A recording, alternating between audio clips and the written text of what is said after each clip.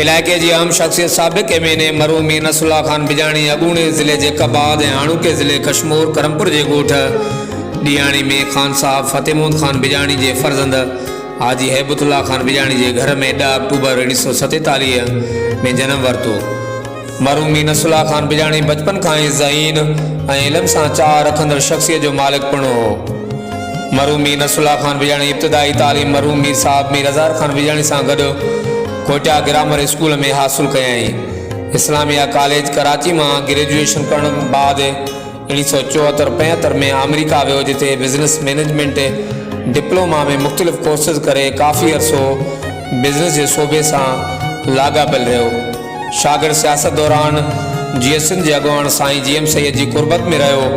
पहिरियों भेरो 1993 में PP तरफा PS 12 ठुल वारे तक ते डॉक्टर सोराब सरकी और मीर हसन खोसो से इलेक्शन लड़ियो, लेकिन कामयाब न थी सको। जीअं जीअं वक्त गुजरंदो वियो आवाम की खिदमत लाए सियासत जो शौक़ भी वधंदो वियो।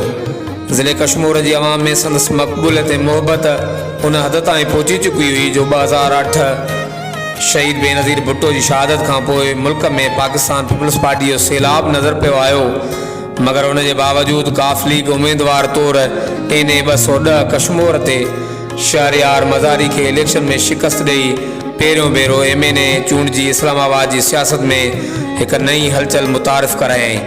इन दौरान हम ख्याल ग्रुप नाले एक फॉरवर्ड ब्लॉक बैठाए आम सियासी अगवानन की अगवानी भी कयई। बतौर मुस्लिम लीग काफ हम ख्याल ग्रुप के लीडर तौर मुल्क की सदारती इलेक्शन में अगूणे सदर आसिफ अली ज़रदारी के 56 वोट कराए। पांचे दौरे सियासत में मुख्तसर अरसे दौरान इलाके के बेरोजगार नौजवान के पुलिस खाते में 45, पाकिस्तान यूटिलिटी कॉर्पोरेशन में 32 नौकरियों ॾियण सां गॾोगॾु पंहिंजे तक इलाके के गरीब औरतुन के लेडी हेल्थ वर्कर तौर 40 नौकरियों ॾियारे 4000 बेनज़ीर इनकम सपोर्ट प्रोग्राम जा फॉर्म भी आवाम के ॾिना। तक इलाके के 40 गोठन में बिजली और 4 गोठन में गैस मंजूर कराए गोठाणन के सहूलतियों। मरहूम मीर नसरुल्लाह खान बिजाणी जा दरवाज़ा तक इलाके तोड़े अक़लियती आवाम लाइ हमेशा खुलियल हूंदा हुआ। वो हमेशा पंहिंजे ऐं पराए ऊंच नीच जी फ़र्क़ के पासीरो रखी आवाम की खिदमत के ही सियासत इंसानियत समझदो ऐं बिना फ़र्क़ के पाण ॾांहुं ईंदड़ हर मकतब ऐं फ़िक्र के माण्हुनि ऐं बिरादरनि के माण्हुनि जे कमु ईंदो।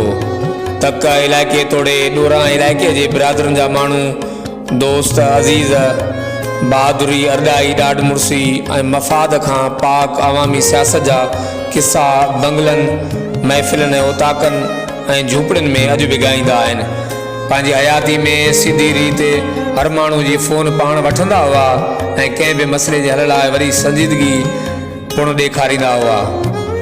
मरहूम मीर नसरुल्लाह खान बिजाणी इलाके जो एक प्रोफेशनल ज़मींदार हो ऐं पंहिंजे इलाके जे हारनि जी सहूलत लाइ मार्केट में ईंदड़ हर नई मशीनरी इलाके में मुतारिफ कराईंदो हुयो। 13 अक्टूबर 2008 जो ॾींहुं संदन अज़ीज़न ख़ानदान वारनि तक ऐं इलाके जे अवाम लाइ ॾुखियंदड़ ॾींहुं साबित थियो, जंहिं ॾींहुं मरहूम मीर नसरुल्लाह खान बिजाणी दिल के दौरे सबब लाडाणो करे वियो। मरहूम मीर नसरुल्लाह खान बिजाणी सोगवारनि में 3 पुट मीर गज़ैन खान बिजाणी, मीर शाहज़ैन खान बिजाणी, मीर दुरैन खान बिजाणी, 2 न्याणियूं, 1 बेवा लातादाद चाहींदड़ छॾे वियो। अॼु संदसि 13वीं वरसी के मौक़े ते भी साबिक MNA मरहूम मीर नसरुल्लाह खान बिजाणी पंहिंजनि तोड़े परावन समेत लखें अवामी दिलनि में ज़िंदा आहे। मरहूम तरफा छॾियल इलाइक़ाई ऐं सियासी अवामी खिदमत वारे अमल के संदसि मोबी फर्जंद मीर गज़ैन खान बिजाणी ऐं मीर शाहज़ैन खान बिजाणी खुश असलूबी सां अॻिते वठी वञी रहियो। मीर नसरुल्लाह खान बिजाणी कौल ऐं फेल जो पको ऐं पुख्तो पंहिंजे ॾिनल ज़बान सां निभाउ कंदड़ यारनि जो यार ऐं अवामी खिदमत ते यकीन रखंदड़ कबीलाई ऐं सियासी अॻुवाण पिणु हो।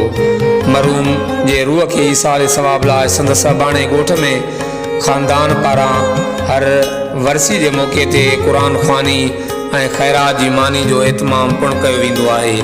कैमरामैन टीम सां गॾु Javed Usman Bijani, JDN web news Karampur.